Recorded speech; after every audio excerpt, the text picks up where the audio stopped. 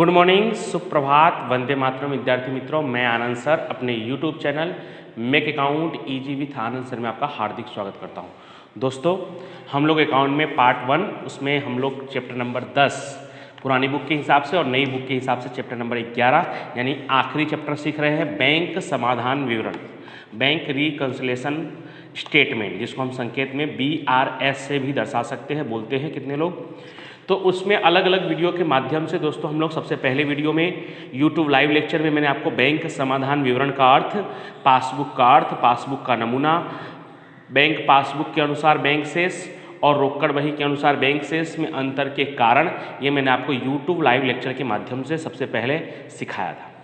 उसके next video में bank समाधान विवरण तैयार करने की पद्धति, बैंक समाधान विवरण तैयार करने के महत्वपूर्ण नियम के बारे में आपको सिखाया था। एक बार फिर से आज हम सवाल शुरू करने से पहले मैं आपको नियम याद दिला दूं। बैंक समाधान विवरण तैयार करने के महत्वपूर्ण 2 नियम हैं।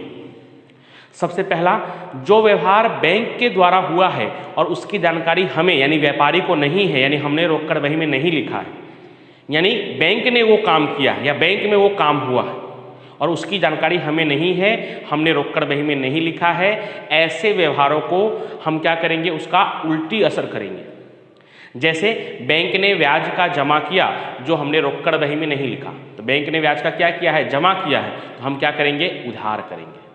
बैंक ने बैंक चार्जेस का उधार किया जो रोकड़ बही में नहीं लिखा या जिसकी जानकारी हमें नहीं है, तो हम क्या करेंगे, जमा करेंगे। किसी ग्राहक ने सीधे ही बैंक में भर दिया मतलब जमा कर दिया, तो हम क्या करेंगे, उधार करेंगे।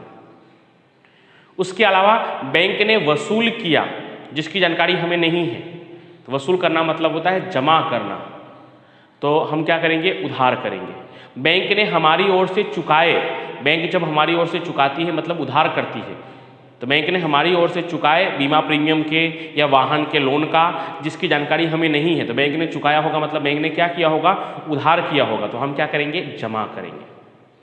तो ये तो हो गया कि जो असर बैंक के द्वारा हुई होगी और जिसकी जानकारी हमें नहीं है यानी हमने रोकड़ बही में नहीं लिखा है, ऐसे व्यवहारों की उल्टी असर करेंगे। और दूसरा नियम है, जो व्यवहार हमने रोकड़ बही में लिख दिया है या जिसकी असर हमने रोकड़ बही में दर्शा दिया है लेकिन बैंक में उसकी असर देनी बाकी है, यानी पासबुक में उसकी असर देनी बाकी है, तो ऐसे व्यवहारों की हम सीधी असर करेंगे। जैसे हमने बैंक में भर दिया, रोकड़ में भी लिख दिया और बैंक में भी भर दिया है, चेक भरकर आ गए हैं, लेकिन अभी तक पासबुक में जमा नहीं हुआ है, तो हम जमा कर देंगे। कोई चेक हमने किसी को लिख कर दिया है लेकिन अभी तक बैंक में प्रस्तुत नहीं हुआ है, तो प्रस्तुत कर देंगे। प्रस्तुत करना मतलब उधार करना। इसी तरह से और भी व्यवहार आएंगे, तो उसको हम लोग बारी बारी से सीखेंगे।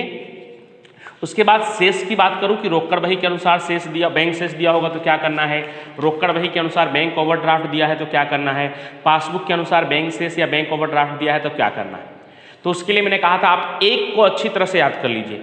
जैसे रोकड़ बही के अनुसार बैंक शेष, वो भी याद नहीं करना है आपको, रोकड़ बही याद करना है कि रोकड़ बही में हम बैंक शेष कहाँ लिखते थे, तो उधार में लिखते थे। बैंक ओवरड्राफ्ट कहाँ लिखते थे, तो जमा में लिखते थे। बस ये 2 याद हो गया, तो पासबुक वाला ठीक उल्टा। रोकड़ बही के अनुसार बैंक शेष अगर उधार होता है तो पासबुक के अनुसार बैंक शेष क्या होगा, जमा होगा। उसी तरह से रोकड़ बही के अनुसार बैंक ओवरड्राफ्ट जमा होता है तो पासबुक के अनुसार बैंक ओवरड्राफ्ट क्या होगा, उधार होगा।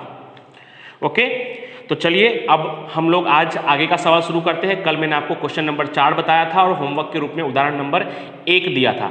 आज हम लोग करने वाले हैं क्वेश्चन नंबर 5 और आपको होमवर्क के रूप में करना रहेगा उदाहरण नंबर 2। तो चलिए शुरू करते हैं क्वेश्चन नंबर 5। हमेशा की तरह आपके स्क्रीन पर, नरेश की रोकड़ बही तारीख 31/3/16 के रोज बैंक खाते की जमा बाकी 12,000 दर्शाती है।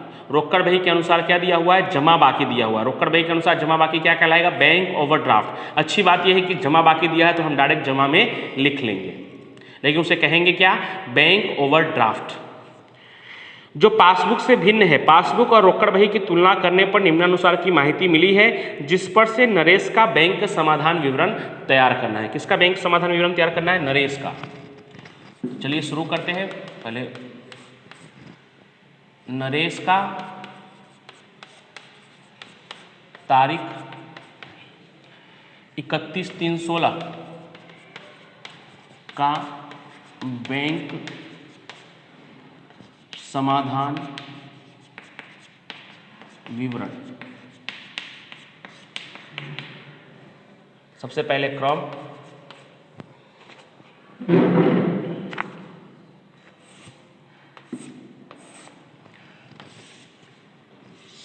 क्रम के बाद विवरण,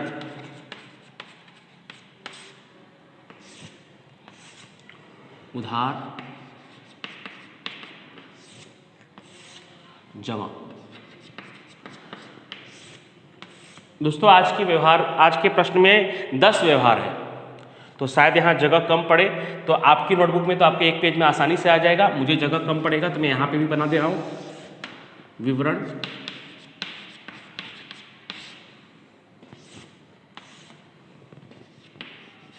उधार,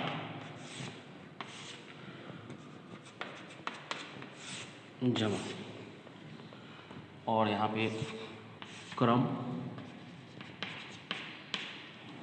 तो अगर यहाँ तक पूरा नहीं हुआ तो मैं उस तरफ लिख दूंगा।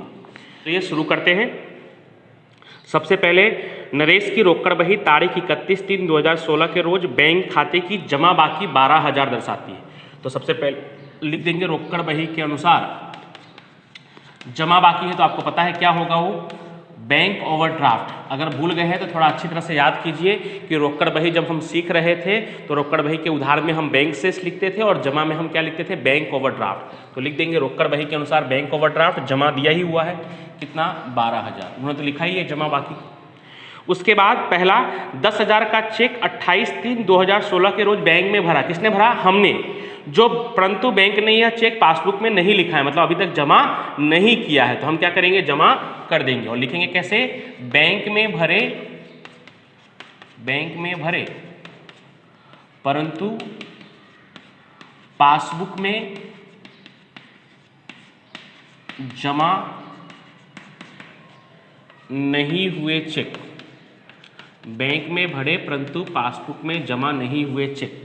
तो जमा नहीं हुआ है तो क्या करेंगे, हम जमा कर देंगे। कितना जमा कर देंगे, तो कितना है, तो 10,000।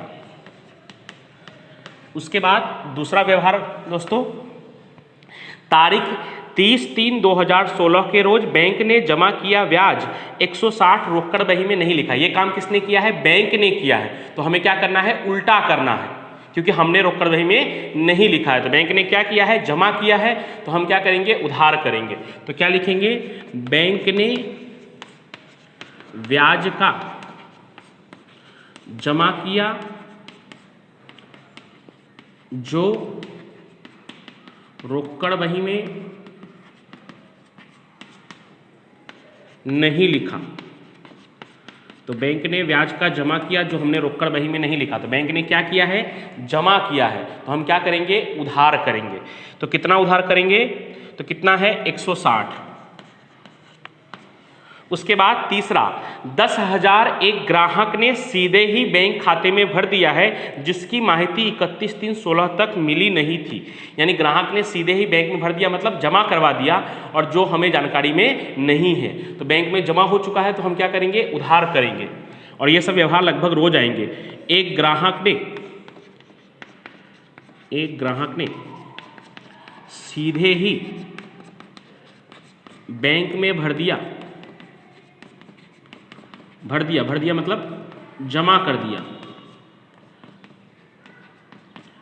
जो रोकड़ बही में नहीं लिखा, क्योंकि हमें जानकारी ही नहीं मिला था, रोकड़ बही में नहीं लिखा। और ग्राहक ने क्या किया है, सीधे ही बैंक में जमा करवा दिया है। तो बैंक में जमा हो चुका है तो हम क्या करेंगे, उधार करेंगे। कितना है, 10,000।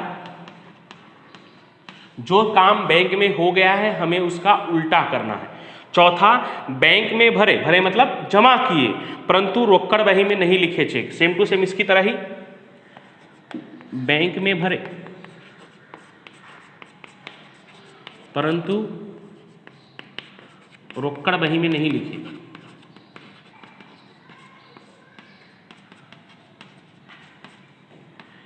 तो बैंक में भरे का मतलब क्या होता है, जमा किए, बैंक में जमा किए परंतु रोकड़ बही में नहीं लिखा। तो बैंक में जमा किया है तो हम क्या करेंगे, अब उधार कर देंगे। कितना उधार कर देंगे, तो कितना है, 8,000। जो काम, मैं फिर से रिपीट कर रहा हूँ फ्रेंड्स, जो काम बैंक में हो गया है और उसकी जानकारी हमें नहीं है या हमने रोकड़ बही में नहीं लिखा है, उसका हमें उल्टा करना है। और हमने रोकड़ बही में लिख लिया है या उधार कर दिया है या जमा कर दिया है और बैंक में नहीं हो पाया है तो हमें उसकी सीधी असर करना है। यानी हमने उधार किया है और बैंक ने नहीं किया है तो हम उधार कर देंगे, हमने जमा किया है बैंक द्वारा जमा नहीं हुआ है तो जमा कर देंगे, ऐसे। और जो बैंक में हो गया है उसका उल्टा। अब पांचवा, लिखे और बैंक ने भुगतान किए। बैंक ने भुगतान किए मतलब बैंक ने चुकाए, चुकाए मतलब उधार किए, परंतु रोकड़ बही में नहीं लिखा। बैंक अगर भुगतान करती है तो क्या करती है? उधार करती है। लिखेंगे बैंक ने भुगतान किए, बैंक ने भुगतान किए जो रोकड़ बही में नहीं लिखा, रोकड़ बही में नहीं लिखे। अब बैंक ने भुगतान किया मतलब बैंक ने क्या किया होगा? उधार किया होगा। भुगतान करना का मतलब होता है उधार करना। तो बैंक ने भुगतान किया है मतलब बैंक ने उधार किया होगा और हमें जानकारी नहीं है, तो बैंक का क्या करना है? हमें उल्टा। बैंक ने उधार किया होगा तो हम क्या करेंगे? जमा करेंगे। कितना है? 6000। उसके बाद छठा, बैंक में भुनवाई 3000 की लेनी हुंडी अप्रतिष्ठित हुई और बैंक ने पासबुक में नोटिंग चार्ज 40 सहित की रकम लिखी है। अस्वीकृत हुई तो बैंक ने क्या किया होगा? उसे उधार किया होगा। अभी पहली बार आ रहा है तो शायद थोड़ा आपको कन्फ्यूजन हो, लेकिन नेक्स्ट टाइम से याद रखिएगा कि बैंक अस्वीकृत हुंडी का उधार करती है, ये बात आप याद रखिएगा अगली बार से। लिखा मतलब पासबुक में लिखा मतलब उधार किया। तो हम कैसे लिखेंगे?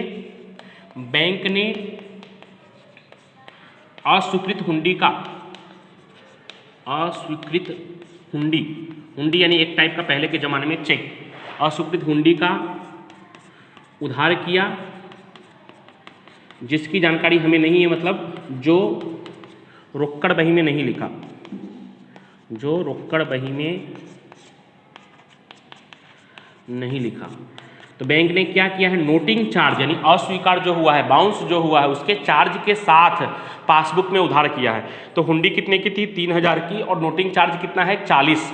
तो कितना उधार किया होगा बैंक ने? 3040 उधार किया होगा। हम क्या करेंगे? 3040 जमा कर देंगे। सातवां, रोकड़ बही के आय पक्ष का योग भूल से 2000 कम लगाया। दोस्तों रोकड़ बही के आय पक्ष का योग, रोकड़ बही का आय पक्ष कौन सा पक्ष होता था? उधार पक्ष होता था।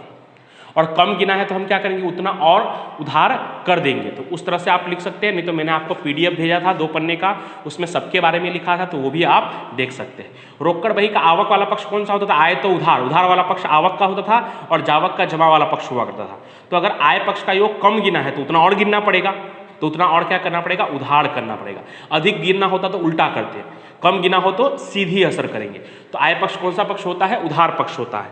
तो लिखेंगे, आप याद ही कर लीजिए अच्छी तरह से, रोकड़ बही के आय पक्ष का योग कम गिना,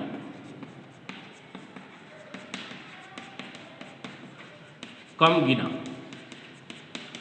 तो आय पक्ष का योग कम गिना है तो हम क्या करेंगे? उधार करेंगे। कितना? 2000। उसके बाद 8वां, लिखे परंतु भुगतान के लिए प्रस्तुत नहीं हुए। तो ये तो आपको अच्छी तरह से आता है। प्रस्तुत नहीं हुए तो क्या करेंगे? प्रस्तुत कर देंगे। प्रस्तुत करना मतलब उधार करना, तो ये तो डायरेक्ट ही है, इजी है एकदम। लिखे परंतु भुगतान के लिए प्रस्तुत नहीं हुए चेक। तो प्रस्तुत नहीं हुए तो प्रस्तुत क्या कर देंगे? कर देंगे। नहीं हुआ है तो हम कर देंगे। तो कितना है? प्रस्तुत करना मतलब क्या करना होता है? उधार करना। कितना है? तो 1000 उधार कर देंगे। 9वां, भरे परंतु बैंक में जमा नहीं हुए चेक। ये भी एकदम इजी है, जमा नहीं हुए तो जमा कर देंगे। भरे परंतु बैंक में जमा नहीं हुए चेक। तो जमा नहीं हुआ है तो हम जमा कर देंगे। कितना जमा कर देंगे? तो 1500। और लास्ट 10वां, बैंक ने 80 कमीशन उधार किया है जो रोकड़ बही में नहीं लिखा। बैंक जो करती है हमें उसका क्या करना है? उल्टा करना है। तो बैंक ने कमीशन का उधार किया जो रोकड़ बही में नहीं लिखा। तो बैंक ने क्या किया है? उधार किया है तो हम उसका क्या करेंगे, उल्टा करेंगे, तो हम क्या कर देंगे, जमा कर देंगे। कितना जमा कर देंगे, तो 80। तो ये बड़े से बड़ा सवाल दोस्तों ऐसा हो सकता है, इससे ज़्यादा पॉइंट और इससे बड़ा सवाल नहीं होगा, यानी अधिक से अधिक 10 व्यवहार हो सकते हैं। तो 1 से 2 बार अगर आप अच्छी तरह से देखेंगे, मैंने जो आपको PDF भेजा था वो देखेंगे, या जो महत्वपूर्ण नियम मैंने आपको बताया था उसको आप अच्छी तरह से पढ़ेंगे तो आपको ये सब आ जाएगा। अब हमारा सवाल पूरा हो गया है, तो हम योग कर देते हैं। किसका ज़्यादा लग रहा है आपको, तो जमा का ज़्यादा लग रहा है। 10 और 12 10 22,000, 22 6 28, 28 और 3 31, 31 और 1 32,580 और 40, 32,580 और 40 जोड़ेंगे तो 32,620। फिर से जोड़ दे रहा हूँ, 12 और 10 22 6 28 और 3 31,040, 32,540 और 80, 32,620। ये ज़्यादा है, जो ज़्यादा होगा वो दोनों तरफ लिखना है। 32,620, 32,620। अब यहाँ पे लिखा हुआ था रोकड़ बही के अनुसार, तो यहाँ पे क्या आएगा, पासबुक के अनुसार। कहाँ पे कम पड़ रहा है, तो उधार में कम पड़ रहा है। तो पासबुक के अनुसार अगर उधार में कम पड़ रहा है तो क्या कहलाएगा, तो अगर आप भूल गए हैं तो याद कीजिए, रोकड़ बही के उधार में क्या आता था, बैंक शेष। तो पासबुक के उधार में क्या आएगा, बैंक ओवरड्राफ्ट। तो पासबुक के अनुसार बैंक ओवरड्राफ्ट क्या करना है, तो 32,620 में से ये सब माइनस कर देना है। कितना, तो 10 और 8 18,000, तो 20 21,160, 21,160 माइनस करेंगे। तो 21,000 माइनस करेंगे दोस्तों, पहले तो 11,620 और उसमें से 160 माइनस करेंगे तो 11,460। एक बार आप चेक कर लीजिएगा, 11,460 ये पासबुक के अनुसार बैंक ओवरड्राफ्ट। तो ये जो आपके स्क्रीन पर दिखाई दे रहा है दोस्तों, ये आपका क्वेश्चन नंबर 5 है। इसी की तरह आपको एग्जाम्पल नंबर 2 करना है। यस, ये भी आपके स्क्रीन पर आपको दिखाई दे रहा है। तो ये आपको होमवर्क के रूप में करना है। सेम टू सेम इसकी तरह ही है, इसमें भी 10 व्यवहार ही है, और जहाँ पे जिसमें जो व्यवहार लिखा हुआ है उदाहरण नंबर 2 में भी ठीक उसी जगह पर वैसा ही व्यवहार लिखा हुआ है दोस्तों। तो आप आसानी से कर सकेंगे। Thank you so much.